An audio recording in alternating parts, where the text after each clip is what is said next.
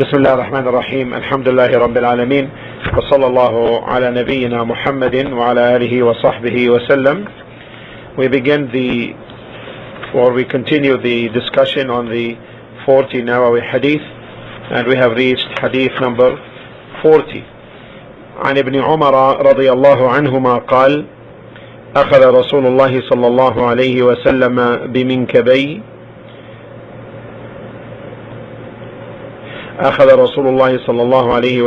بمنكبي فقال: كن في الدنيا كأنك غريب أو عابر سبيل.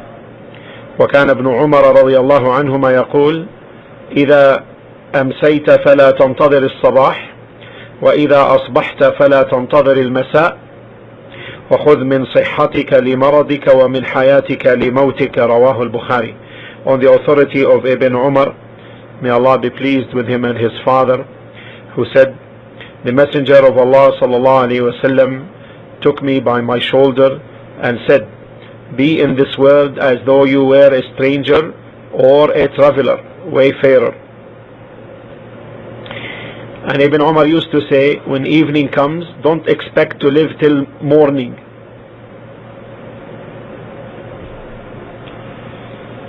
And when morning comes, don't expect to live evening. Take from your health a preparation for your illness, and from your life for your death.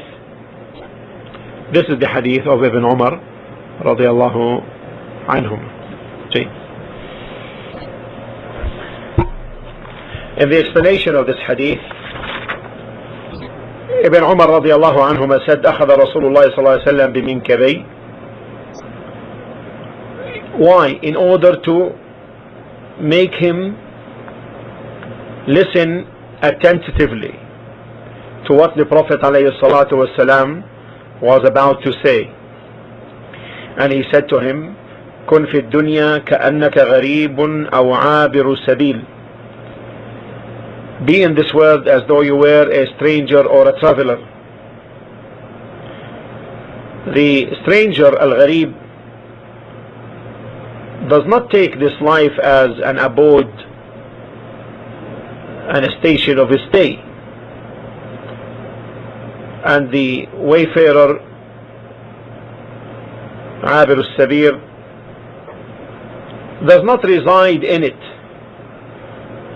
ever, but rather he is moving. So Abir al-Sabil is more perfect in terms of abstention from this life than the stranger, because Abir al-Sabil is not gonna sit, and the wayfarer is not gonna sit, and the stranger may sit but he is a stranger, may stay but he is a stranger. كن في الدنيا كأنك غريب أو عابر سبيل. Be in this world as though you were a stranger or a traveler, wayfarer. This is an incitement. This is an incitement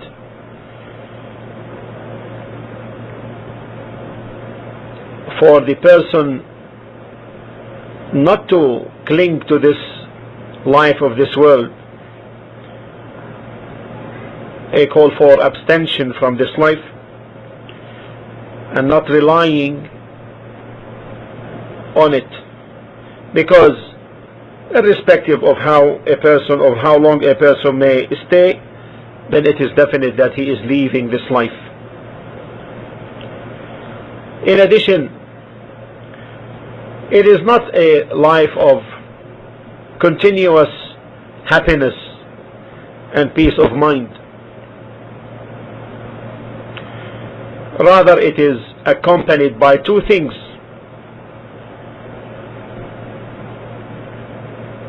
which renders the or puts defect in the pleasure. Surrounded by two griefs, death and old miserable age. So the person must not therefore rely upon it. Stay in it as if you are a stranger.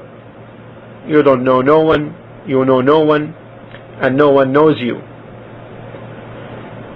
Or a wayfarer who does not intend to make a stay.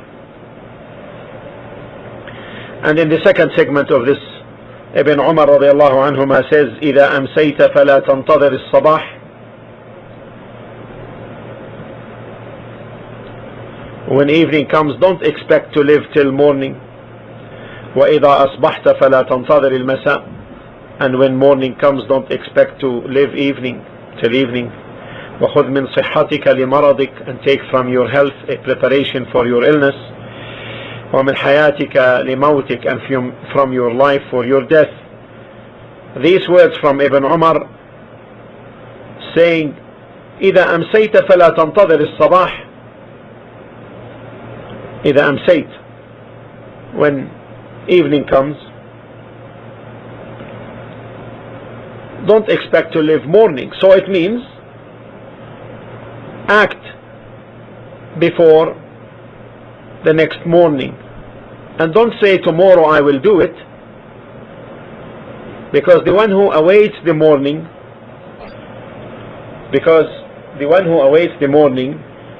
may delay the work. It's evening, he may delay the work for next day, and this is wrong. So don't postpone today's work till tomorrow. And وإذا أصبحت فلا تنتظر المساء. And when morning comes, don't expect to live till the evening, meaning work and prepare. This constitutes one of the meanings in this report from Ibn Umar. Or his saying, when the evening comes, don't wait till the morning, because you may die before the morning comes. And if in the morning also, don't wait till the evening, because you may die before the evening. And in our times this occurs a lot. Just examine the accidents and their ratio and number, and you will find the person leaving home saying to his family, prepare the lunch for me, and then he does not return.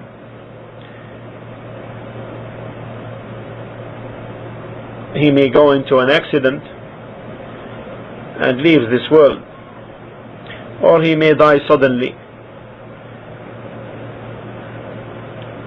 And in this, some people say,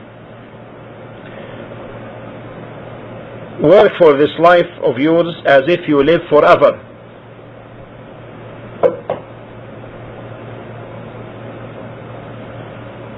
And some people say, work for this life of yours as if you live forever, and work for your next life as if you die tomorrow. The meaning,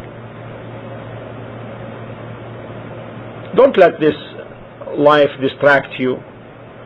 Don't give it your highest importance. The thing that you may not attain today, you may attain tomorrow. So therefore, act as if you live forever. While with the hereafter, act as if you will die tomorrow. Meaning, don't delay your work. This is related often from the Prophet ﷺ, but it is not a hadith. So make note, this is not a hadith, although it may be famous to be as such, but it is not. And then in the saying of Ibn Umar radiyallahu anhuma, وَخُذْ مِنْ صِحَّتِكَ لِمَرَضِكَ. And take from your health a preparation for your illness. Because the person, when he is healthy, you find him able to do and also having an open breast, and work is easy to do for him because he is healthy. But when he gets ill, then he gets tired and loses the ability, or he may not be able to act, or in case he is, you find himself or his self restricted. So the person should take from his health a preparation for his illness. And also he said, take from your life for your death. The living exists and is able to do, able to act, but when he dies, then his work will cease, except from three things: knowledge which he may benefit from, sadaqah, charity, which is continuous for him, and a righteous son making dua for him. So take from this life to death, meaning prepare. These are enlightened words from Ibn Umar. If we follow this manhaj, this methodology in our life, then this worldly life would not take from us that high degree of importance, and we only will take from it what is sufficient for our journey to the next one. Shaykh al-Islam Ibn Taymiyyah rahimahullah said, the person should consider his wealth as if it is his donkey that he mounts, or like the place where he goes to respond to the call of nature. This is the abstention from this life. However, in our times, most people make wealth their utmost objective, and so it mounts them.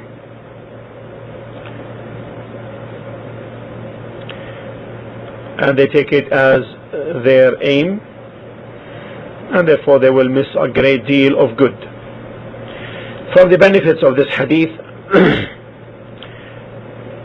is the call to detach oneself from this life,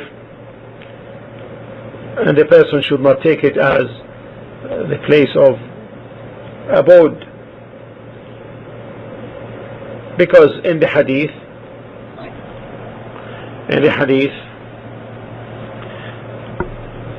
the Prophet ﷺ said, be in this life like you are a stranger or a wayfarer. The second benefit is the good teaching by the Prophet ﷺ by giving parables and convincing ones. Because if he would say, detach from this life and don't rely upon it and so forth, this would not be as beneficial to his saying, be in this life like a stranger or a wayfarer. This is more profound. Third benefit, doing that which is a cause to draw one's attention and one's presence of heart, because he said, he took by minkabay, by my shoulders. And the like of this is when the Prophet ﷺ taught Abdullah bin Mas'ud radiyallahu anhu the tashahhud. He took by his palm and put it between his palms so that he gives attention. The fourth benefit, the sound person, as long as he is living and with good health then he should be keen to act before he dies and his action discontinues. The fifth benefit, the admonition which Ibn Umar radiyallahu ta'ala anhuma mentioned, one who in the evening waiting for the morning and the one in the morning waiting for the evening, as we discussed earlier. This is a great admonition that the person should prepare. Don't lax and don't just postpone.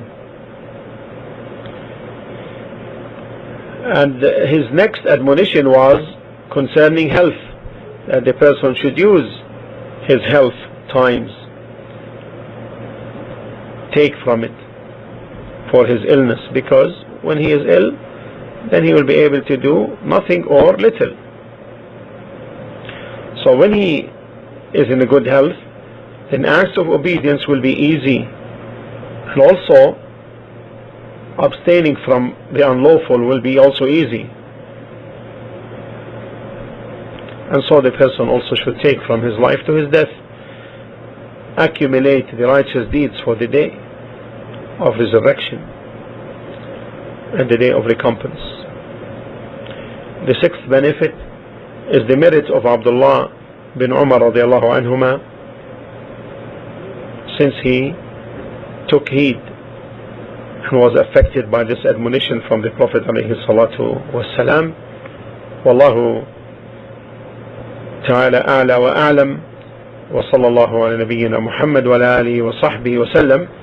This brings the end of the 40 Nawawi collections, but there are additions to it from Ibn Rajab radiyallahu anhu or rahimahullah, 41, 42. So there will be two additions inshallah ta'ala before we complete this great book. Walhamdulillahi Rabbil Alameen, wa sallallahu ala nabiyyina Muhammadin wa ala alihi wa sahbihi wa sallam.